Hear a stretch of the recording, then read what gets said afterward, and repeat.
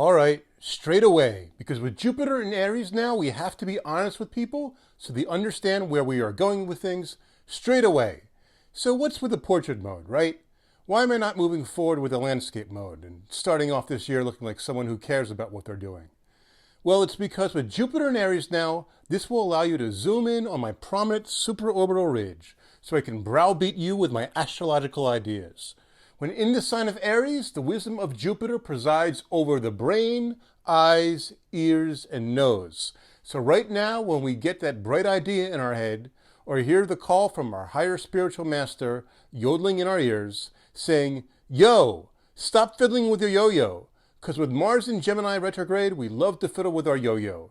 And we've been fiddling with our yo-yos since October, for the last 2 months. But now we are hearing the call to take a deep breath, a deep, direct Mars and Gemini breath, and hearing the messages in our brains telling us that we sufficiently tuned into every little thing surrounding us, and now it's time to move forward with our spiritual path in life. The idiom "wake up and smell the coffee" means to smell the truth about what is going on in life. Smell the truth so we can move forward. And the idiom "wake me up before you go, don't leave me hanging on like a yo-yo" means, well, I don't know what that means. But I do know that Georgie here had his Jupiter in Aries, and he did name his group Wham! So that is the philosophy of Jupiter in Aries as it explores what life has to offer. Wham! Wake up this mofo of a life and go, go, go. Just do it. Your ideas can be uncultured, crude, and primitive, but as long as those ideas are born out of you trying to adapt, that is fine. The perspectives of a caveman, cavewoman, and gender nonconforming cave person led to the first sparks of fire in the world. With Mars going direct in Gemini, you might even learn about the first gender fluid, gender nonconforming cave people. But until then, you are going to learn about Jupiter in Aries from me, your YouTube format nonconforming astrologer, who has his natal Jupiter in Libra, the opposite sign. Well, Wiseass, you say, your Jupiter's in the sign of Libra. What the hell do you know about Jupiter in Aries? Why should we bloody listen to you? Well, I have Jupiter in Aries friends, so I'm allowed to talk about Jupiter in Aries. So you might have heard that Jupiter is supposed to be great, but how do we make the best out of what it is doing to our chart, particularly if it's making some hard aspects to our chart?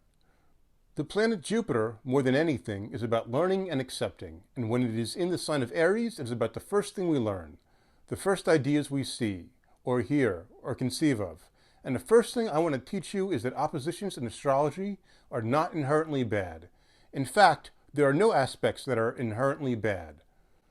When transiting Jupiter is involved in an opposition to our natal planet, it can be very freeing.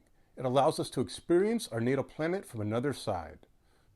Let me use me as an example, because I'm the only one here right now. I have Venus in Libra. I have Jupiter in Libra. So if Jupiter in Aries tries to bully me into picking a side, "Yo, pick a side, man. Yo, man, pick a side right now," I will say, "Screw you. I have my own way, my own process of understanding things, which involves balance and comprehension from both sides." But saying "screw you" and advocating for my way of understanding, my way of learning, is indeed putting my ideas first, and it is a way of being aggressive so I could utilize the current energy from Jupiter in Aries. But more importantly, this opposition from Aries-Jupiter to my natal Jupiter in Libra affords me a quick and direct viewpoint, one where I can instantaneously see and process, not necessarily where I am off balance, because I know that. I know that I am always trying to balance myself, but it allows my brain to see and process where I first begin to go off balance. That way I can recenter myself right away and know what side of life, what spectrum of life, and what side of my body I am leading too strongly with. So if Jupiter right now is making a hard aspect to certain planets in your chart, it just forces you to see that there's a bridge that will help you move forward with whatever you need to move forward with and get you where you want to go. Maybe it requires some deft maneuvering to access this bridge, but that is okay because Mars is in Gemini right now, and as it goes direct, this Mars in Gemini will help you maneuver through whatever odd angle the stars are connecting with your birth chart right now so you can take advantage of your opportunities in life. Even if you've been ignoring the bridge to move forward, there's no ignoring it now, because with Jupiter in Aries, it's staring you right in the face. The universe is a playful photo booth right now. So don't be afraid to adjust the lens so the world can get the most direct view of your brilliant brain as you drive your point forward in life. Okay, so I ran out of the starting gate before introducing myself. That will happen now with Jupiter and Aries. We tend to get ahead of ourselves. So, hello, I am your Wiseass astrologer. I have a YouTube channel called WiseAssAstrology. One word, WiseAssAstrology. And before I potentially lose my new audience and burn any bridges by going rogue, I would like to thank the channel's host, Nadiya Shah, because that's the protocol for following social rules with Saturn in Aquarius right now. And with Saturn in Aquarius also currently ruling Venus in Aquarius right now, the protocol for social niceties is also very important. And Venus in Aquarius also represents the flower tattoos on your calves that have social significance, because Aquarius rules the calves. So that beautiful vine that represents our social milieu, and that rose represents you as part of the collective link, like you are doing your part on the vine of humanity to make it beautiful.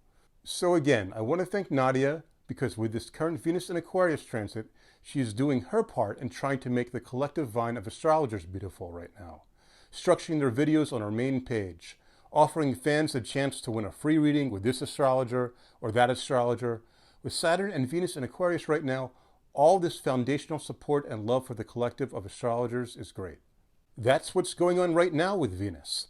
But just wait until June when Venus enters Leo and it conjuncts Mars in Leo. That is what really is exciting coming up in the year ahead, especially for Nadiya. Oh, by the way, Nadiya, I'm analyzing the year ahead for you personally in my video. I hope you don't mind. So anyway, come June, Nadiya will change her promotional strategy, because at that time nobody is going to want readings from astrologers. What they will really want then is for Nadiya, or one of her featured astrologers, to wear a cape that says, Astrofabulous Susie is a love goddess, or Astrofabulous Joey is a badass love god, or Astrofabulous Wiseass should shut the hell up and get back on topic. So a lucky winning fan will receive that honor. Because this summer, when Venus is in Leo from June 5th all the way until October 8th, which is the day before John Lennon's birthday, by the way, your beauty and love will need something that makes it stand out from the rest of the superstars. Something to validate your status as a love goddess or love god. But right now, with Venus and Saturn still in Aquarius, we are all superstars, because it is required that everyone shine in their own way in order to make love go round, without beauty eclipsing ego. This is especially true in late January.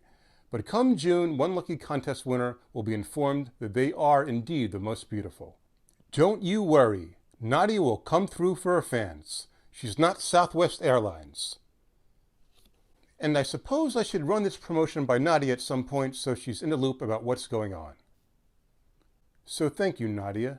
Thank you for allowing me to be here. And thank you for being here. Has anyone ever said that to you before? Thank you for being here. What does that mean, astrologically speaking? My rising sign is in Capricorn. I'm a Capricorn Ascendant. So it's like, yeah, well, I'm here. I don't sound real thrilled about it. With Leo risings, you better damn well thank them for being here.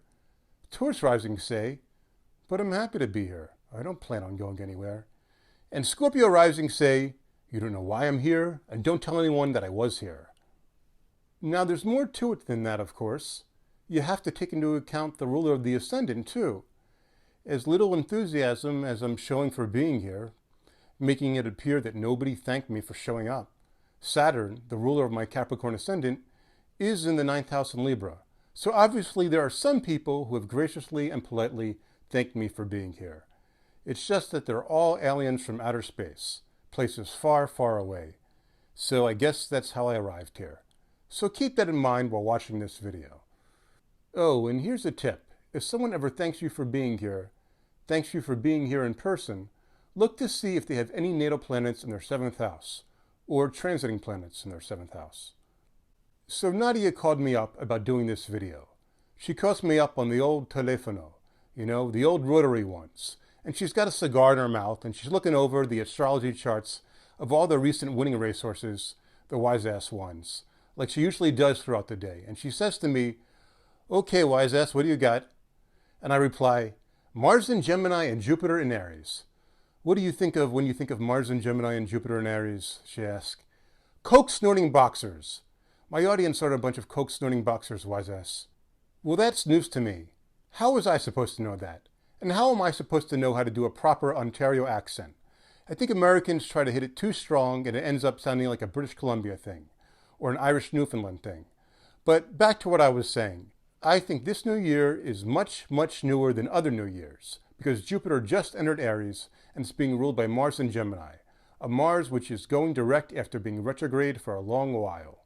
So let's break this down in a way that can be understood by both Nadiya's mainstream Astrofabulous audience and our minority Astrofabulous audience that may indeed have a cocaine habit and some issues with aggression that they are trying to work through.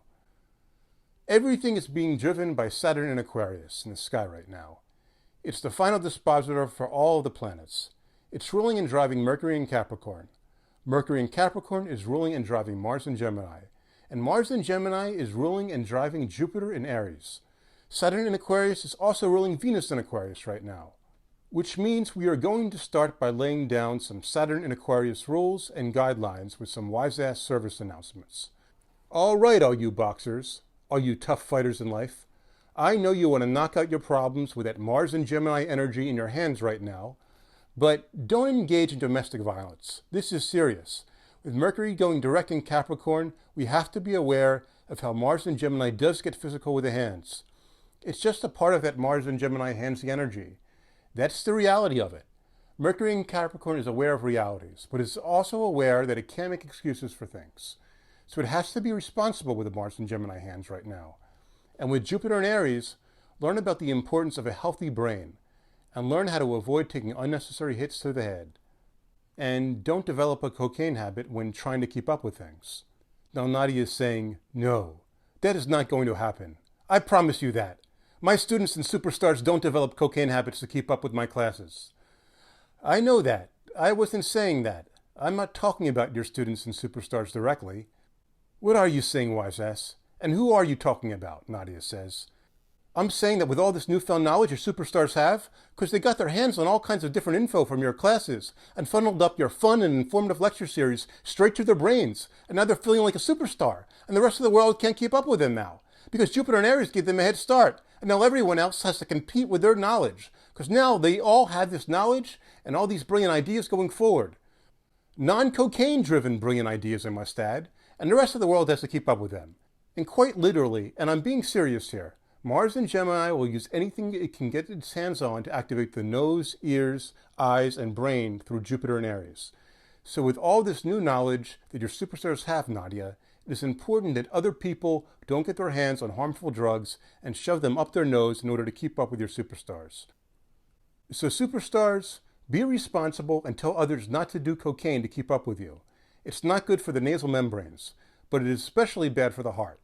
The latter will be relevant this summer, well, summer in the Northern Hemisphere, and particularly in June when Venus and Mars are in the sign of Leo, which is the sign of the heart, because you'll be at all of these fabulous parties and hanging out with Nadiya and Daddy Yankee, and then someone might pull out a vial of Coke to try to make the party more fabulous, to try to give that star power and glamour that extra oomph. But hey, Wiseass, you say, Jupiter, at least, will be in the sign of Taurus by the middle of May. That is true, but I'm still not sanctioning cocaine-fueled pool parties this summer. Now, going to the gym in June and doing cardio exercise will be both sexy and an act of flirtation. It won't matter how you look, as long as your heart is into it. And that will be important when Jupiter is in Taurus, because it will seem like the rest of your life is stuck at some never-ending buffet.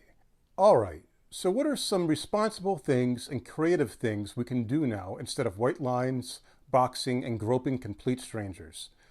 Well, right now, those active Mars and Gemini hands will be doing makeup in a way that makes you appear wise and knowledgeable, especially with what you do with eyeliner and stuff around your brow. Try different things and be flexible.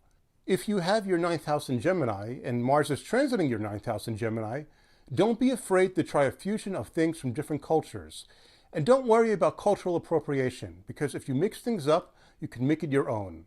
Mars and Gemini can make hybrids so unique and diverse that you can't be pinned down for any one thing. So whatever mix of ideas you have for nose, ear, and eyebrow piercings, headscarves, hats, and hairstyles, flowers behind your ears, mustaches, real or fake mustaches, if it's a really interesting blend, no one will be able to say you are derivative.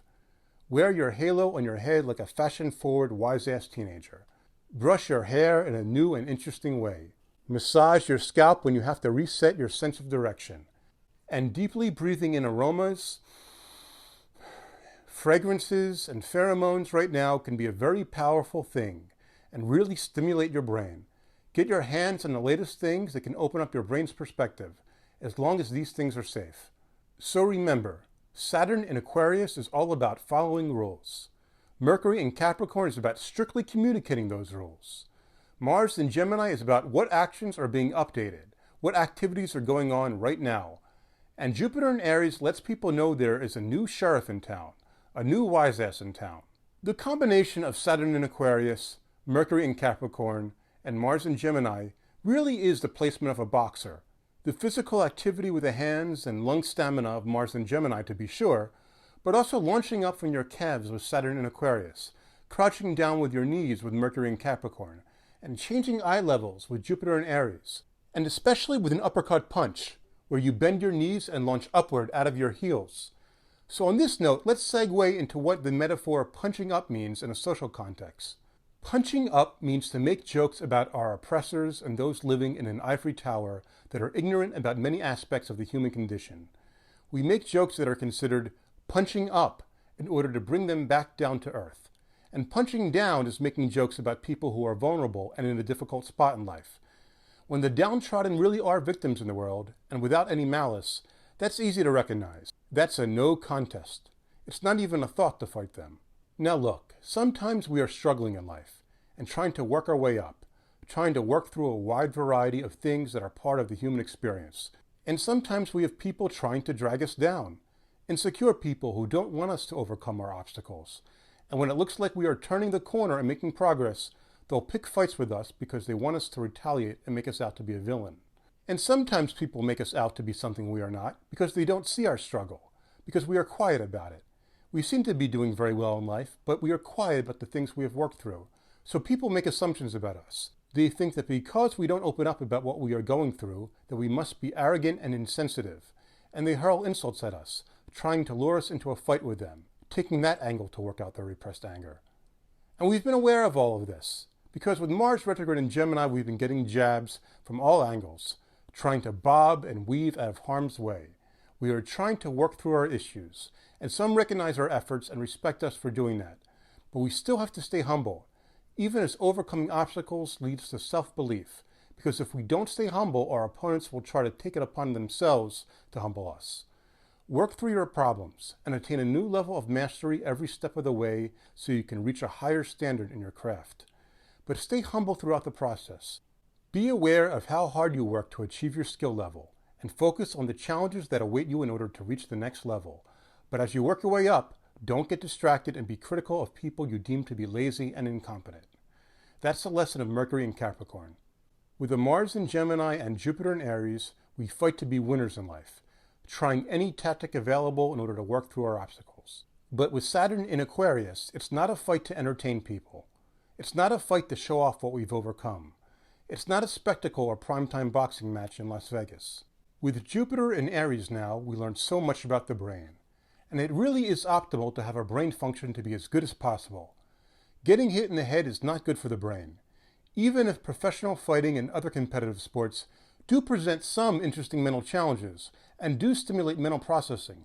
But getting hit in the head repeatedly can take its toll on one's neurological and mental health. There is a concept called neuroplasticity, and it is about how the brain is able to adapt and rewire itself and form new pathways within our neural circuitry. With Mars in Gemini direct and ruling Jupiter in Aries, we realize that reacting to as many different types of obstacles as possible keeps our brains sharp.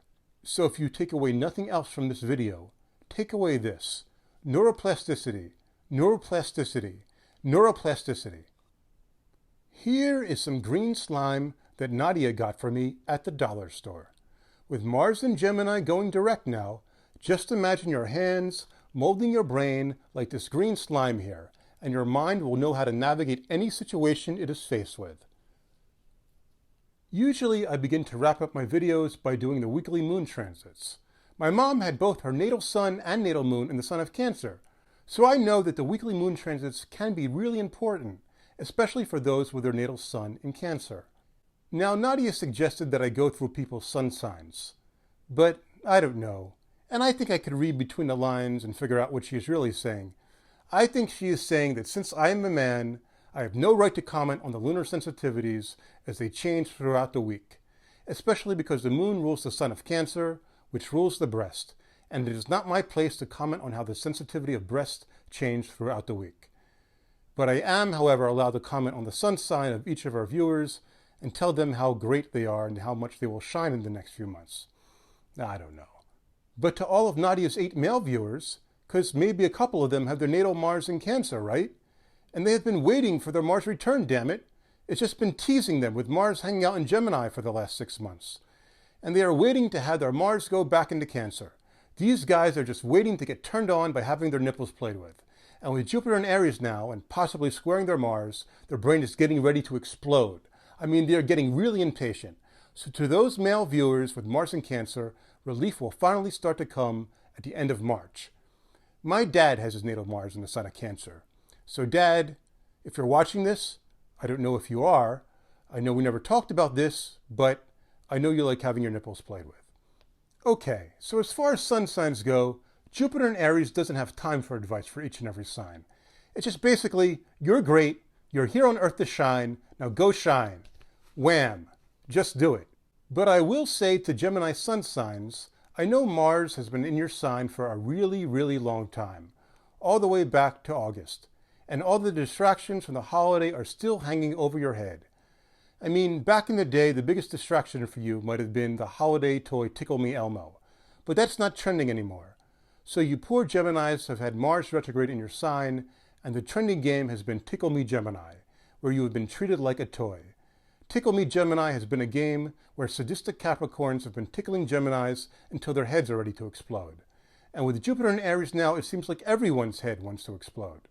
But don't you worry, Gemini sun signs, and this also applies to people with their natal Saturn in Gemini. With Mars going direct now, you can get your revenge on Capricorns and tickle them, and see how they like it. See how they like the game of Tickle Me Capricorn. Tickle a bunch of well-respected Capricorns and see if you can make them laugh.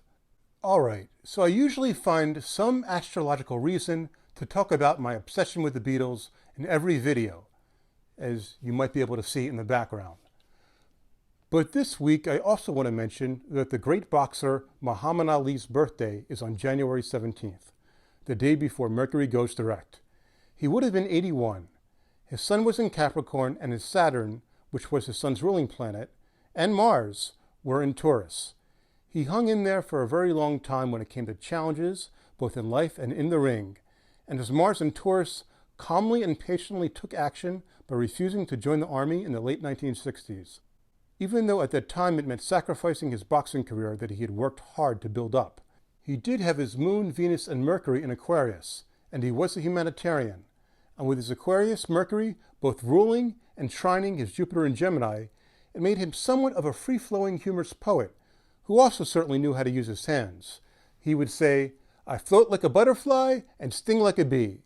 Here he is with the Beatles, using his Jupiter and Gemini hands to bless the Beatles and their music career going forward. So peace, love, stars, and listen to the Beatles. Listen to Nadiya. Thank her assistant Gilbert, and I will thank my fingers now as they try to float like a butterfly and sting like a bee at the piano.